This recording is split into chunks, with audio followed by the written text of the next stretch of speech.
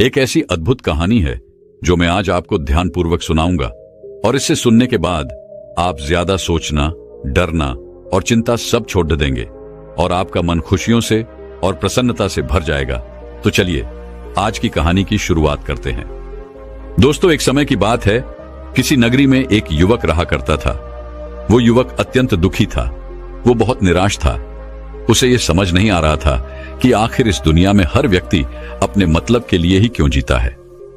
उसे हर जगह हर कोई केवल स्वार्थी नजर आता था।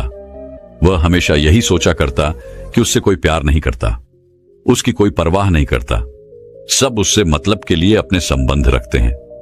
मतलब खत्म हो जाते ही सब उसे अपने आप से दूर कर देते हैं। दोस्तों, हमारे जीवन में भी कुछ ऐसा ही होता है। हम भी हमेशा किसी न किसी का साथ ढूंढते ही रहते हैं, और जब हमें किसी का साथ नहीं मिल पाता तो हम अपने आप को अकेला महसूस करते हैं, कमजोर महसूस करते हैं। हमें लगता है कि इस दुनिया में हमारे जैसे कोई है ही नहीं। हमें कोई प्यार नहीं करता, हमारी कोई परवाह नहीं करता। लेकिन हम यह भूल जाते हैं कि अंत में तो हर किसी को अकेले ही जाना है। वह व्यक्ति अपने इस अकेलेपन से बहुत परेशान हो चुका था, जिस कारण एक दिन उसने अपना घर छोड़ दिया और एक रास्ते पर निकल पड़ा। उसके मन में कई सारे विचार थे। उन विचारों में मग्न होकर वह उस रास्ते पर आगे की ओर बढ़ता ही जा रहा था। तभी उसे रास्ते में एक आश्रम दिखाई पड़ा। वह उस आश्रम की ओर आगे बढ़ा। तभी उसने देखा कि एक गुरु अपने शिष्यों को ध्यान करना सिखा रहे हैं, और उन्हीं शिष्यों में से एक शिष्य ने अपने गुरु से कहा, है गुरु, आखिर यह ध्यान क्या है और इस ध्यान को करने से हमें क्या लाभ? तभी वह गुरु अपने उस शिष्य के इस सवाल का जवाब देते हुए कहते हैं, पुत्र, ध्यान ही सच है और ध्यान हमें अकेला कर देता है। हम जितने ज्यादा अकेले होते जाते हैं उतना ही हम ध्यान में उतरते चले जाते हैं, और यही अकेलापन तुम्हें सत्य के मार्ग पर ले जाता है, तुम्हें सत्य की प्राप्ति करवाता है। वह युवक आश्रम के बाहर खड़े होकर यह सब कुछ देख रहा था, सुन रहा था। जैसे ही उसने उन गुरुवर के मुख से यह सारी बातें सुनी, वह दौड़ा दौड़ा उन गुरुवर के पास आया और कहने लगा, है गुरुवर, यदि ध्यान हमें अकेला कर देता है तो इसका मतलब यह हुआ कि मैं इन सब चीजों में श्रेष्ठ हूं। आप तो ध्यान का सहारा लेकर अकेले होते हैं, लेकिन मैं तो ऐसे ही अकेला हूं। मेरा ऐसा कोई नहीं है जिसे मैं अपना कह सकूं, जो मेरी परवाह करता हो, जो मेरा ख्याल रखता हो, और मैं अपनी राह पर अकेला ही चलता चला जा रहा हूं। उस व्यक्ति की ये सारी बातें सुनकर उन गुरुवर ने उस व्यक्ति को ध्यानपूर्वक देखा और उसके बाद उससे कहते हैं, भंते, अगर तुम अकेले हो तो तुम्हारे पीछे तुम्हारा पूरा परिवार, तुम्हारे मित्र, तुम्हारे शत्रु, तुम्हारे सगे संबंधी, इन सब को लेकर तुम कहां जा रहे हो? उन गुरुवर के मुख से यह बात सुनकर वह व्यक्ति चौंक उठा और उसने तुरंत ही पीछे मुड़कर देखा तो वहां पर कोई नहीं था। तभी वह उन गुरुवर से कहता है गुरुवर, कौन है मेरे पीछे? कोई तो नहीं, न मेरे परिवार वाले, न मेरे मित्र, न मेरे शत्रु, और न ही मेरे सगी संबंधी। मैं तो सबको पीछे छोड़ आया हूं, क्योंकि कोई मुझे नहीं पूछता, कोई मेरी परवाह नहीं करता, कोई मेरा ख्याल तक नहीं रखता, यहां तक कि मेरी कोई आवाज तक नहीं सुनना चाहता। लेकिन जब किसी के ऊपर कोई समस्या आती है तो वह मुझे अवश्य याद करता है, पर बाकी समय पर वह मुझे पूछते तक नहीं। उन्हें यह तक खबर नहीं होती कि मैं किस हाल में हूं, मैं जिंदा भी हूं या नहीं। उन सबको इन सब चीजों से कोई फर्क नहीं पड़ता। उन गुरुवर ने उस व्यक्ति की यह सारी बातें ध्यानपूर्वक सुनी और उसके बाद उस युवक से कहते हैं, भंते, तुम सही कह रहे हो, लेकिन जब तक तुम इन सभी को छोड़कर नहीं आते तब तक तुम भला अकेले कैसे हो सकते हो? वह व्यक्ति एक बार फिर से आश्चर्यचकित होकर पीछे मुड़कर देखता है और फिर उन गुरुवर से कहता है गुरुवर, यहां पर तो कोई नहीं है, मैं अकेला ही यहां पर आया हूं। लग रहा है कि आप मेरा मजाक उड़ा रहे हैं। मेरे पीछे कोई नहीं है, आप खुद देख सकते हैं, तो फिर आप ऐसा क्यों कह रहे हैं कि जाओ और इन्हें छोड़कर आओ? जब मेरे साथ कोई है ही नहीं तो मैं भला उन्हें कहां छोड़ूं, कैसे छोड़ूं? उस युवक की ये सारी बातें सुनकर वह गुरुवर मुस्कुराने लगे और उस युवक से कहते हैं, भंते, आखिर तुम मुझसे क्या चाहते हो? इस पर वह युवक उन गुरुवर से कहता है गुरुवर, मैं आपका शिष्य बनना चाहता हूं, मुझे कोई साथी चाहिए, मुझे अपना शिष्य बना लीजिए, मैं जीवन भर आपका आभारी रहूंगा। उस युवक की यह बातें सुनकर उन गुरुवर ने कहा, भंते, तुम चाहो तो यहां पर 1 महीने रह सकते हो। उसके बाद ही मैं यह निर्णय कर पाऊंगा कि क्या मुझे तुम्हें अपना शिष्य बनाना चाहिए या फिर नहीं। लेकिन तुम्हें मेरी एक बात माननी होगी। तुम्हें इन 30 दिनों के अंदर ध्यान का अभ्यास करना होगा। अगर तुम ये कर सकते हो तो तुम यहां पर अगले 1 महीने के लिए रुक सकते हो, अन्यथा तुम्हारे लिए यहां पर कोई जगह नहीं। उस व्यक्ति ने काफी सोच विचार कर उन गुरुवर से कहा, है गुरुवर, आप जैसा कहेंगे मैं वैसा ही करूंगा। आप चाहते हैं कि मैं इन 30 दिनों में ध्यान का अभ्यास करूं, तो मैं यह करने के लिए तैयार हूं। उस व्यक्ति ने उन गुरुवर की बात मान ली और आश्रम में ही रुक गया। अगले दिन सुबह सुबह वह गुरुवर उस व्यक्ति के पास आए और उस व्यक्ति से कहने लगे, भंते, तुम किससे बात कर रहे हो? तुम्हारा ध्यान कहां है? इस पर वह व्यक्ति जवाब देते हुए कहता है गुरुवर, मेरे साथ तो कोई नहीं है, मैं भला किससे बात करूंगा, मैं तो अकेला हूं। तभी वह गुरुवर उस व्यक्ति से कहते हैं, ठीक है, लेकिन अब ध्यान लगाओ, क्योंकि तुमने मुझे वचन दिया था कि इन 30 दिनों में तुम ध्यान का अभ्यास करोगे। उन गुरुवर के कहने पर वो व्यक्ति ध्यान करने बैठ जाता है, लेकिन पहले दिन उसे ध्यान करने में बहुत तकलीफें आती हैं, बहुत सारी परेशानियों का सामना करना पड़ता है। यहां तक कि वो ढंग से लगातार बैठ भी नहीं पा रहा था। उसके पैर मानो सुन्न से हो जाते और उसका पैर मानो काम करना ही बंद कर देता। ये सारी बातें वह गुरुवर देख रहे थे। तभी उन गुरुवर ने उस व्यक्ति से कहा, बनते, तुम जितना देर चाहो उतना देर बैठ सकते हो। ये ऐसा कोई जरूरी नहीं है कि तुम एकाएक लगातार बैठे ही रहो। यदि तुम्हें थोड़ी तकलीफ है तो तुम उठ सकते हो, टहल सकते हो और फिर आकर बैठ सकते हो। इतना कहकर वह गुरुवर वहां से चले गए। अगले दिन सुबह सुबह फिर वह उस व्यक्ति के पास आए और उस व्यक्ति से कहने लगे, भंते कौन है? किससे बातें कर रहे हो? कोई आया है क्या? उन गुरुवर की इस बात का जवाब देते हुए वह व्यक्ति उन गुरुवर से कहता है गुरुवर, यहां पर तो कोई नहीं है, आप खुद देख लीजिए, मैं भला किससे बातें करूंगा। तभी वह गुरुवर एक बार फिर उस व्यक्ति से कहते हैं, चलो ध्यान का अभ्यास करो। तभी वह व्यक्ति उन गुरुवर से कहता है गुरुवर, क्या केवल आंखें बंद करके बैठ जाना, इसे ही ध्यान कहते हैं? अगर इसे ही ध्यान कहते हैं तो यह तो बड़ा ही आसान है और इसे तो कोई भी कर सकता है, केवल आंखें बंद करके बैठना ही तो है। इसका जवाब देते हुए वह गुरुवर उस व्यक्ति से कहते हैं, भंते, केवल आंखें बंद करके बैठ जाना इसे ध्यान नहीं कहते। ध्यान करने के लिए तुम्हें अपने मन को एकाग्र करना होगा, अपने मन को किसी एक चीज पर लगाना होगा। वह कोई भी चीज हो सकती है, बाहर की कोई आवाज या तुम्हारे भीतर से आने वाली ये सांसें, इन सांसों के अंदर और बाहर होने की आवाज। तुम ऐसी किसी भी चीज पर ध्यान लगा सकते हो जो लगातार वर्तमान समय में घट रही है, ताकि तुम्हारा पूरा ध्यान उस चीज पर एकाग्र हो और तुम्हारा ध्यान कहीं भी भटके नहीं, जिस कारण तुम उस पर ध्यान लगा पाओगे। और एक बात और याद रखना, जब तुम उस चीज पर ध्यान लगाओगे तो तुम्हारा ध्यान हटना नहीं चाहिए। इतना कहकर वह गुरुवर वहां से चले गए। अगले दिन जब वह सुबह सुबह एक बार फिर उस व्यक्ति से मिलने आए तो उन्होंने एक बार फिर उस व्यक्ति से कहा, भंते, आज कौन आया है? किससे बातें कर रहे हो? बड़ी जोर जोर से आवाज आ रही है। तुम यहां पर खुद शांति पाने आए हो या फिर दूसरों को अशांत करने के लिए? वह व्यक्ति उन गुरुवर से कहता है गुरुवर, पर यहां पर तो कोई है ही नहीं, तो मैं भला किससे बात करूंगा? यहां तक कि अभी तक मेरे मुख से एक शब्द तक नहीं निकला है, तो फिर आपको कैसे जोर जोर की आवाजें कहां से आ रही हैं? और जब मैंने एक शब्द भी नहीं बोला तो मैं भला दूसरों के लिए अशांति का कारण कैसे बन सकता हूं? तभी वह गुरुवर उस व्यक्ति से कहते हैं, ठीक है, चलो ध्यान का अभ्यास करो। तभी वह व्यक्ति उन गुरुवर से कहता है गुरुवर, मेरा एक प्रश्न है, क्या मैं आपसे पूछ सकता हूं? तभी वह गुरुवर उस व्यक्ति से कहते हैं, पूछो, तुम्हें क्या पूछना है? तभी वह व्यक्ति उन गुरुवर से कहता है गुरुवर, आप कहते हैं किसी भी एक चीज पर ध्यान लगाओ जो वर्तमान समय में घट रही हो, उस पर अपना पूरा ध्यान लगा दो। लेकिन जब मैं अपनी सांसों पर या फिर किसी ऐसी चीज पर ध्यान लगाने का प्रयास करता हूं जो लगातार घट रही है, तो मेरा ध्यान लगातार नहीं रह जाता। मैं पल पल भटकता रहता हूं।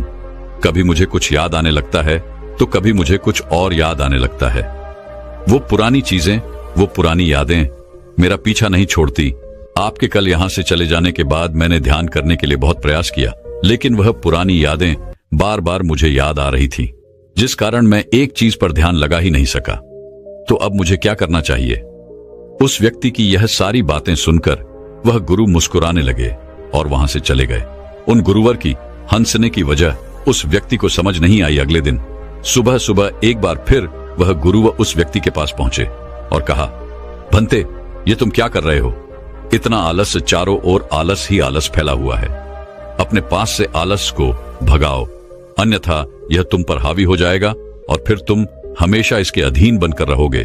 तभी वह व्यक्ति गुरुवर से कहता है गुरुवर, आप तो रोज एक ही बात कहते हैं कि यहां पर कोई है, लेकिन मुझे तो कोई नजर आता ही नहीं। आप ही बताइए, यहां पर कौन है? तभी वह गुरु वह उस व्यक्ति से कहते हैं, ठीक है, चलो अभ्यास के लिए चलते हैं। तभी वह व्यक्ति उन गुरुवर से कहता है गुरुवर, मेरा एक प्रश्न है, आपकी आज्ञा हो तो मैं आपसे पूछना चाहता हूं। है गुरुवर। उस व्यक्ति से कहते हैं, हां पूछो, क्या प्रश्न है तुम्हारा? तभी वह व्यक्ति उन गुरुवर से कहता है गुरुवर, आपकी कृपा से अब मैं पहले से बेहतर तरीके से ध्यान कर पा रहा हूं, लेकिन अभी भी मुझे एक समस्या आ रही है, और वह यह है कि जब भी मैं अपनी सांसों पर ध्यान देता हूं तो मेरा मन एकाग्र तो होता है और मैं पहले से ज्यादा और अच्छी तरह से ध्यान भी लगा पाता हूं, लेकिन ध्यान लगाते लगाते मुझे नींद आने लगती है और मैं सो जाता हूं। फिर उसके बाद मुझसे ध्यान नहीं हो पाता। उसके बाद केवल बस मुझे नींद ही नींद आती रहती है और मैं ध्यान की तरफ फिर अपने आप को मोड़ नहीं पाता। उस व्यक्ति की यह बात सुनकर वह गुरुवर उस व्यक्ति से कहते हैं, यह तो अच्छी बात है। इतना कहकर वह वहां से चले जाते हैं।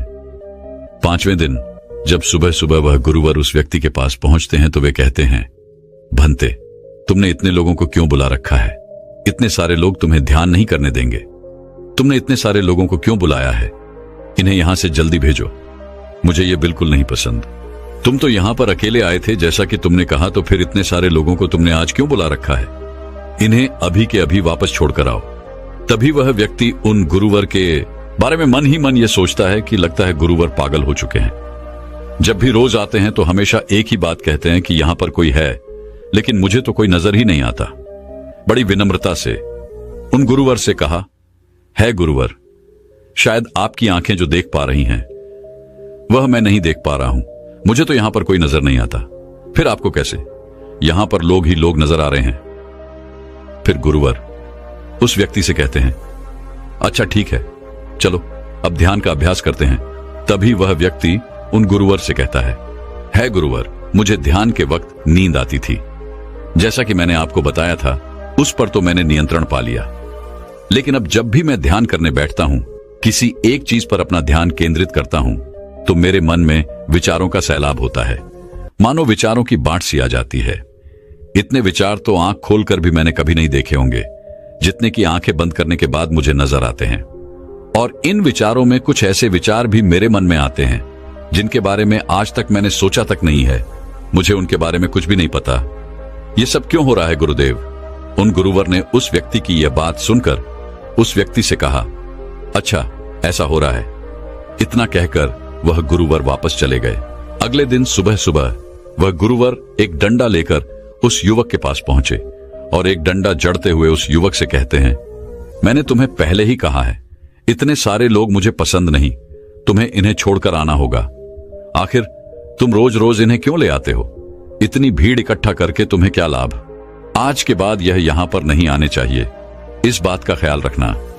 यदि आज के बाद यहां पर कोई भी नजर आया और तुम्हारी बक बक मुझे सुनाई पड़ी, तो मैं तुरंत ही तुम्हें इस आश्रम से निकाल दूंगा।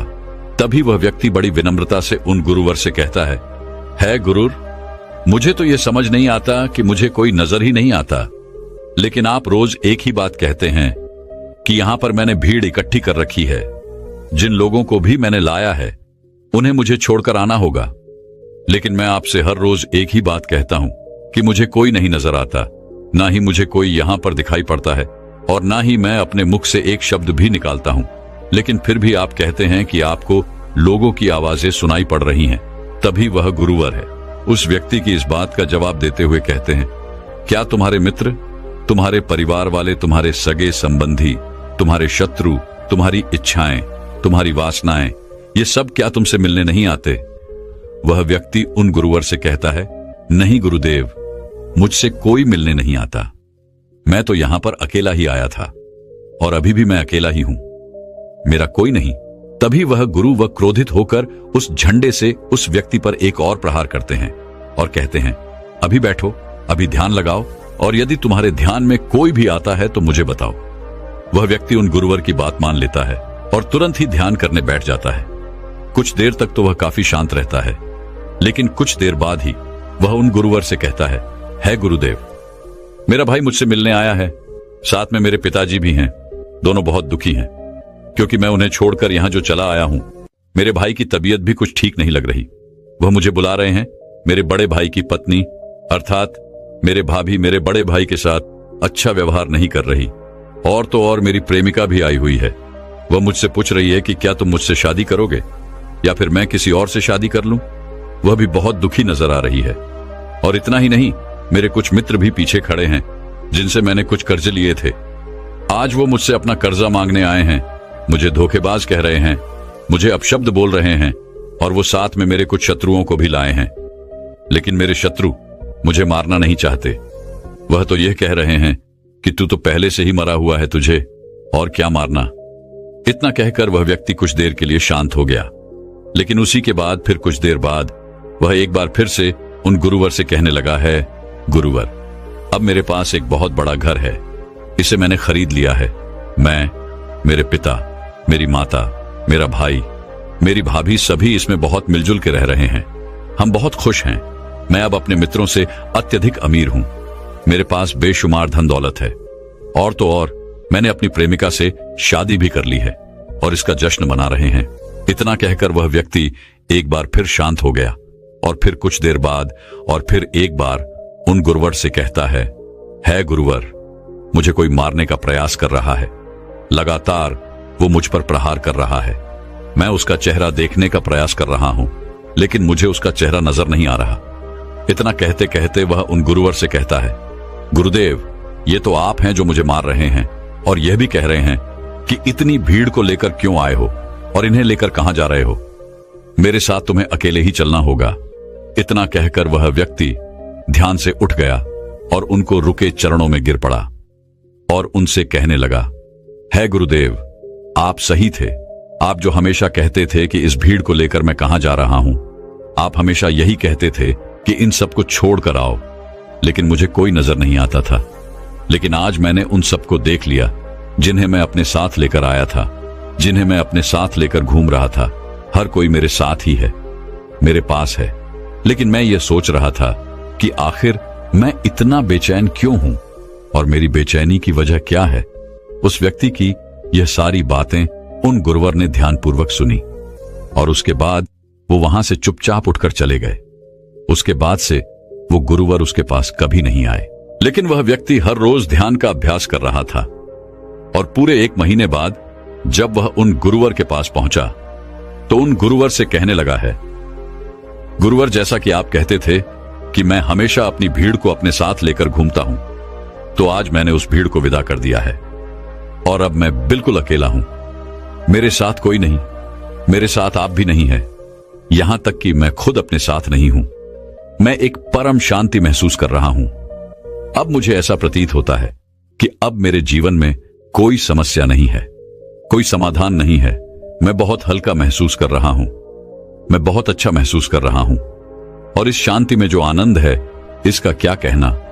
तभी वह गुरुवर उस व्यक्ति से कहते हैं, भंते, अगर तुम चाहो तो इस अकेलेपन को लेकर तुम अपनी दुनिया में वापस जा सकते हो। अव्याधि, तुम उस संसार में वापस भी लौट जाओ। भले ही लोग तुम्हारे आसपास क्यों न रहे, भले ही पूरी भीड़ तुम्हारे साथ क्यों न रहे, लेकिन फिर भी तुम अकेले ही रहोगे। फिर चाहे वह तुम्हारे रिश्तेदार हो, सगे संबंधी हो, परिवार वाले हो, तुम्हारे मित्र, तुम्हारे शत्रु, तुम्हारी भावनाएं या फिर तुम्हारी प्रेमिका, इन सब के साथ रहकर भी तुम पूर्ण रूप से अकेले ही रहोगे।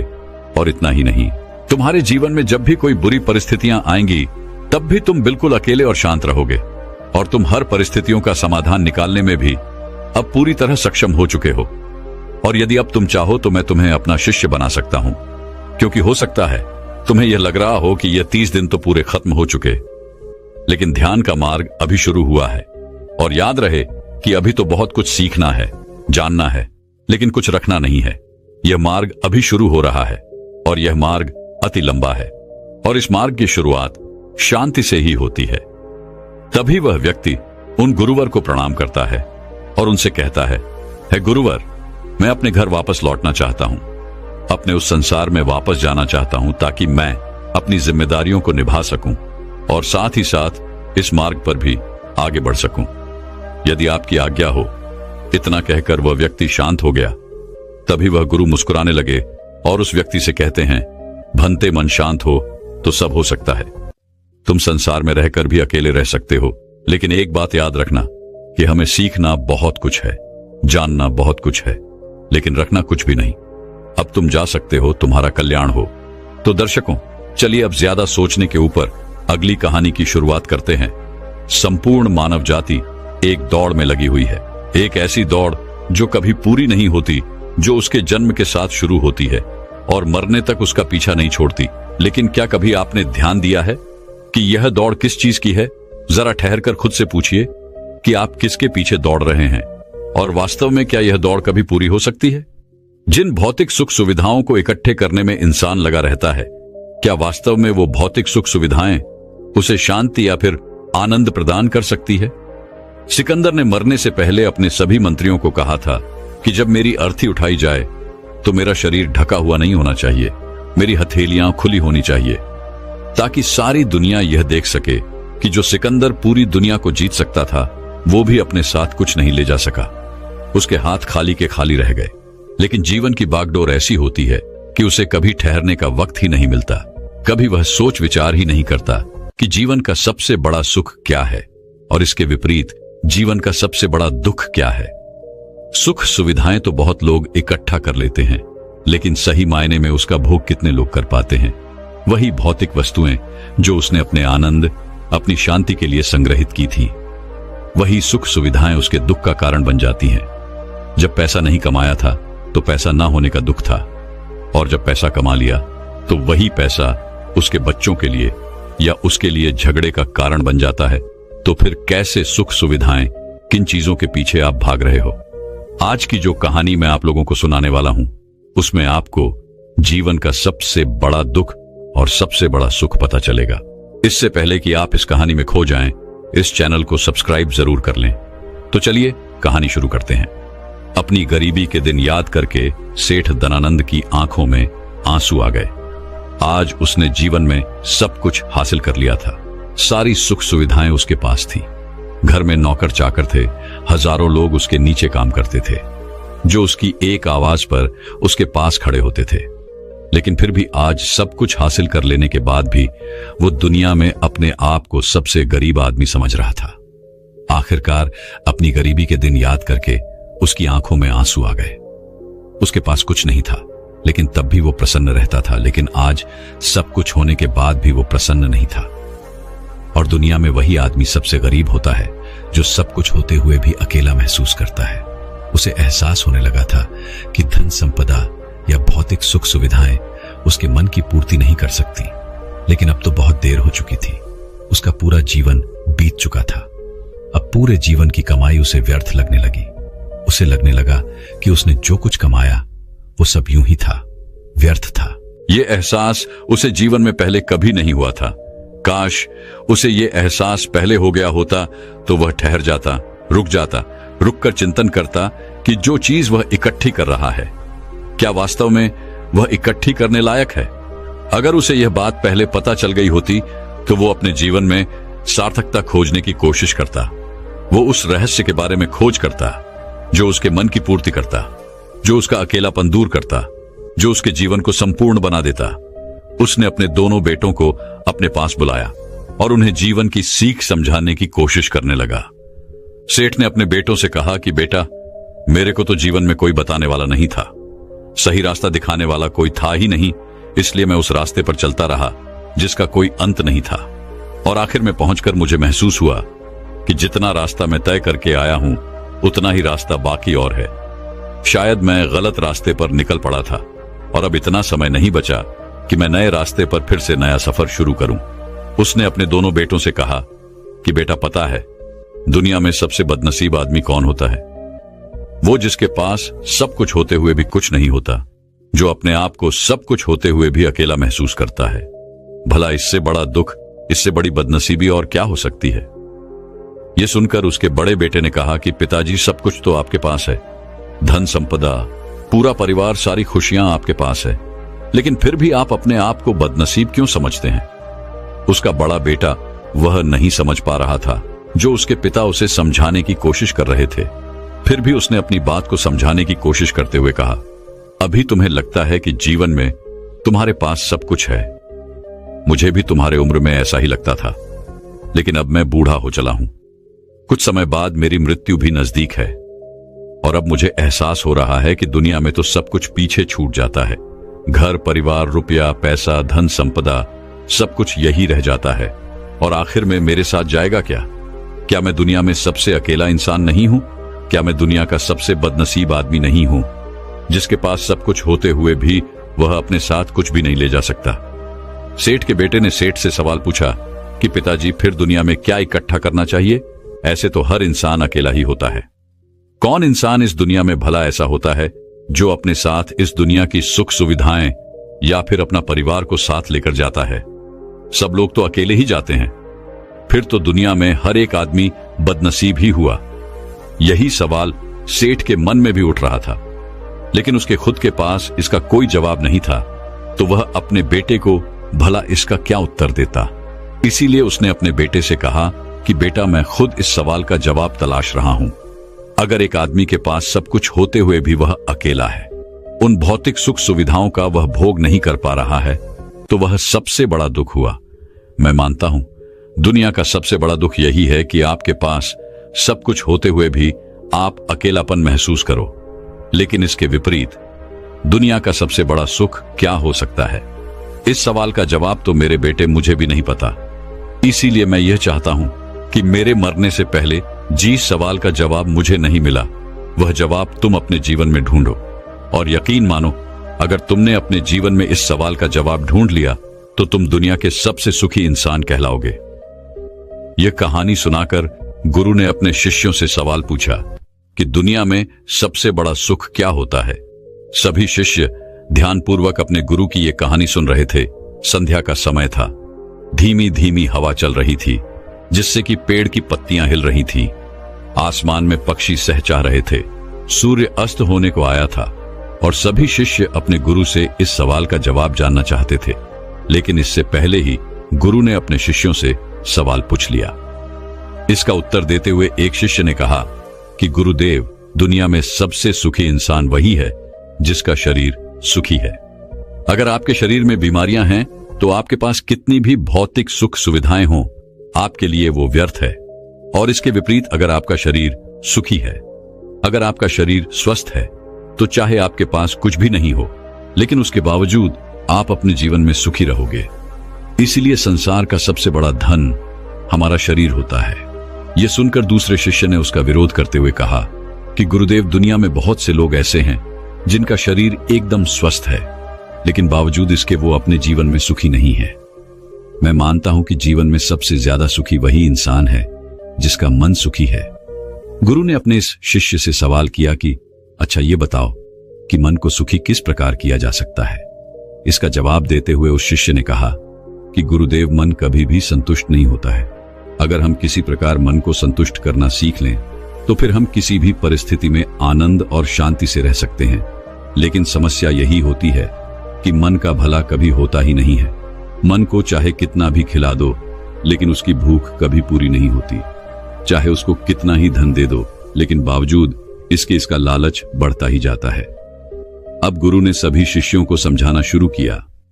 गुरु ने कहा कि अज्ञानतावश मनुष्य कभी यह समझ नहीं पाता कि उसका मन हमेशा से खाली था, लेकिन व्यर्थ की चिंताएं, व्यर्थ के लक्ष्य अपने जीवन में बनाकर उसने अपने मन को बांध लिया।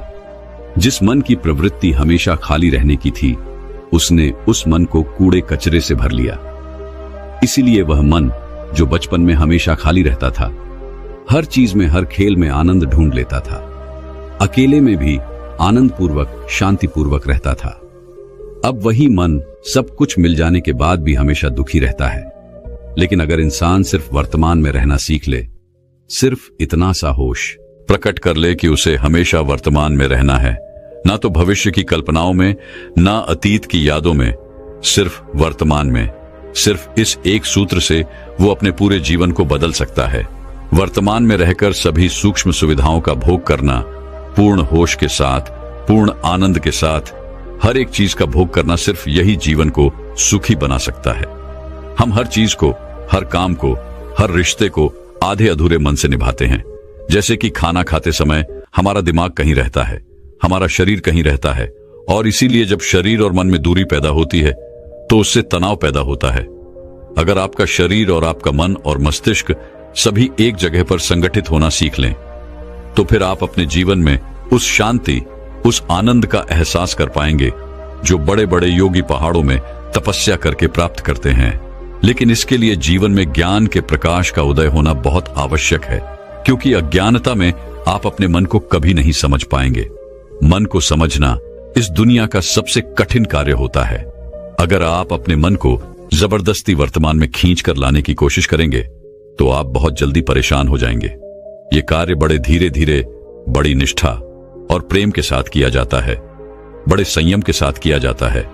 अगर आप इसको जबरदस्ती करने की कोशिश करेंगे तो आप तनाव में आ जाएंगे, आप बहुत जल्दी हार मान लेंगे।